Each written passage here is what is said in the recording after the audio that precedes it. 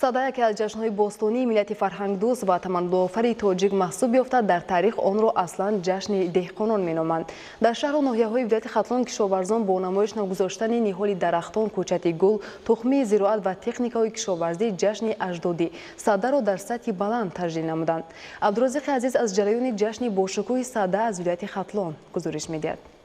صبح امروز مرکز ولایت ختلان شهر بختر نمایشگاه اساسی تجلیل جشن بزرگ و تاریخی ساده قرار گرفت. نمایندگان بخش کشاورزی از همه شهر و ناحیه‌های ولایت ختلان گوشه‌های علاهیده را تشکیل کرده آن را به نمونه دستاوردهای دهقانی، آیین و سنت‌های جشن بوستانی ساده، نیال‌های همیشه سبز و میوه‌دهنده، گل و بوته‌های آرایشی و خوان پرناز و نعمت فراوان گردانیدند. ابتدا در جای نمایش گلخن زیبا افروخته شده هنرمندان ولایت ختلان با پیشنهاد صحنه‌های تجسمگری جشن بوستانی ساده فضای اینجا را شکوهی بیشتر بخشیدند.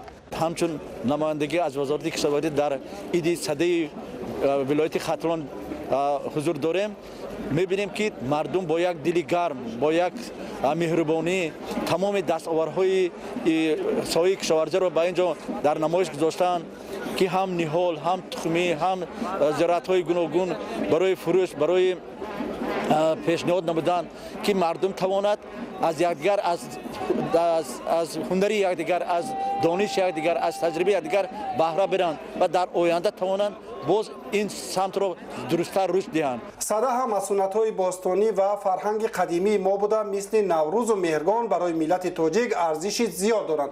چند سال اخیر است که با تشبث خاص سرور دولتمان محترم امامعلی رحمان این میراث اجدادی با رعایت همه طلباتش گرامی داشته می شود.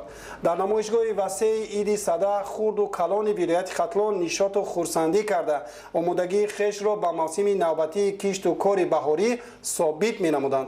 ساده جشن ملوک نامدار است. در حقیقت عیدهای ساده، مهرگان و نوروز جشن‌های ملی نیاگان ما هستند و امروز که با تشبث و ابتکار اساسگذار صلح و وحدت ملی پیشوای ملت پرزیدنت مملکت جناب عالی محترم امامعلی رحمان جشن‌های ملی ما از نو احیا کرده شدند، ساده نیز در قطار دیگر عیدهای ملی با تنتنه جشن گرفته می شود. طور معلوم شد رمز ساده و افروختن آتش پیروزی روشنایی بر تاریکی و گرمی به سردی هاست. محض همین جشن از نوروز عالم افروز پیک نشاط می رساند. از همین خاطر کشاورزان ولایت ختلان شادی و خوشحالی می کردند که اکنون باز به روز نو و بهار تازه می رسند و بهر آراستن خیرمن باشکوه و فراوانی بازارهای داخلی کمر همت می بندند. زیاده از 10 نمود درختان میوه‌دهنده و تخمی ها را پیشکش ساکنان ولایت کرده استادیم که و هم نیت داریم که همه دورنامه‌هایی که به ذمه کشاورزان ناحیه گذاشته است با سربلندی اجرا نموده در تامین امنیت غذایی کشور سهم ارزنده خود را گذاریم. چون تجلیل این جشن آغازگاهی همه تدبیرهای نیک و ابتدای تصمیم‌های سبزکاری دانسته می‌شود، باغپروران ولایت ختلان برای مهمانان و ساکنان شهر بختر نیال‌های با ثمر و آرایشی را به معرض و فروش گذاشتند. طور تاکید گردید سرور دولت تاجیکستان محترم امامعلی رحمان با تلاش‌های پیوسته‌شان عیدهای سنتی تاجیکان را دوباره احیا کرده سطح و دایره گرامی داشتی آنها را به درجه بین المللی رسانیدند. سهم کشاورزان ولایت ختلان در افزایش بخشیدن حجم استحصال محصولات دهقانی و تطبیق برنامه امنیت عضوخواری مهم ارزیابی کرده شد. نتیجه مهنت و زحمت با برار سمت و ساحه‌های گوناگون خواجگی خلق ولایت ختلان از جانب مقامات اجرایی حاکمیت دولتی ولایت قدرشناسی کرده شد.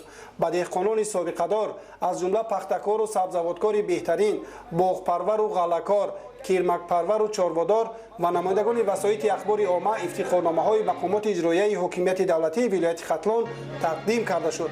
برای رشد بخشیدن همه سمت‌های خواجگی خلق ناحیه‌های قبادیان، دوستی با автомашина و ناحیه دنغره در جنبست آزمون بهترین ساحه‌های خواجگی خلق با شاهجایزه چاره‌بینی، تاج زرین و автомашина سبک‌رو سرفراز گردیدند.